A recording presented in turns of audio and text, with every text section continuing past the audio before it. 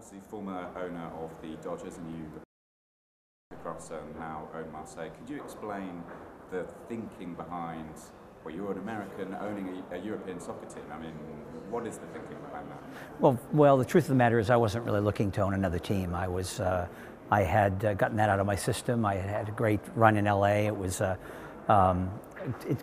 privilege to own a professional sports team, and then I sold it. And at the end, because of my divorce and so on and so forth, it was a fairly stressful finish, and I felt I was, finished owning a team. I really had checked off that box, and happily so.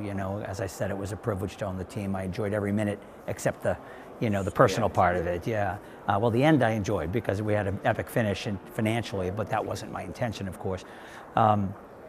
And I wasn't really thinking of owning another team, although in the back of my mind I had always said to myself, if I ever purchased another team, it would be a European football club, because our business is really establishing a global footprint. The family's establishing a global footprint, and that would be most symmetric with our overall strategy. So, but again, to be honest, I wasn't looking. I wasn't in the market for it.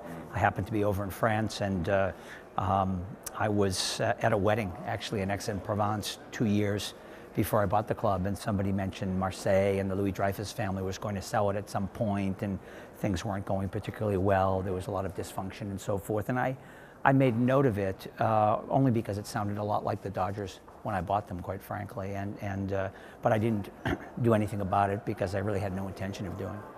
And then a year and a half later, I received a phone call from an individual that was deep into the bidding process, needed some capital, and asked if I would meet and talk to him. I did that. I had no interest in investing the capital as a limited partner. I was highly impressed with him as a person and as a potential CEO. When he called me back and he said, "What if you buy it? I'll run it." And that's when we began to get some traction. Yeah, it's one of those franchises that's iconic brand, global identity, huge upside, and just needs to be fixed. And that's what we're in the process of doing. Pretty hot environment in Marseille. They have a ferocious fan base. Did you know what you were getting yourself in for there? Yeah, for sure, and that's what I was looking for. I wouldn't have had any interest in kind of a quiet, sleepy kind of fan base. Marseille is one of the great football brands in sports. It's a bit of a sleeping giant at the moment because it's been somewhat dormant, but we already see the franchise coming back, and the fans are amazing, and that's what you want in sports, is to have really passionate fans. And being from Boston, I totally understand what that's about. Where are the opportunities as you see them in terms of growing the fan base, commercializing the brand, building the brand further? Is it just in France, or are you looking further afield at the moment? Well, I think with Marseille, it's threefold. You have your local southern France, Mediterranean fan base.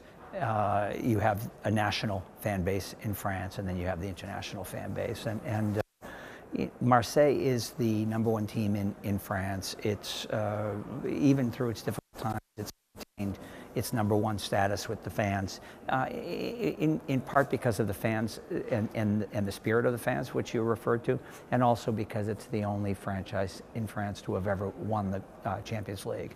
Now we're bringing the club back in terms of its winning ways and doing things to enhance the fan experience.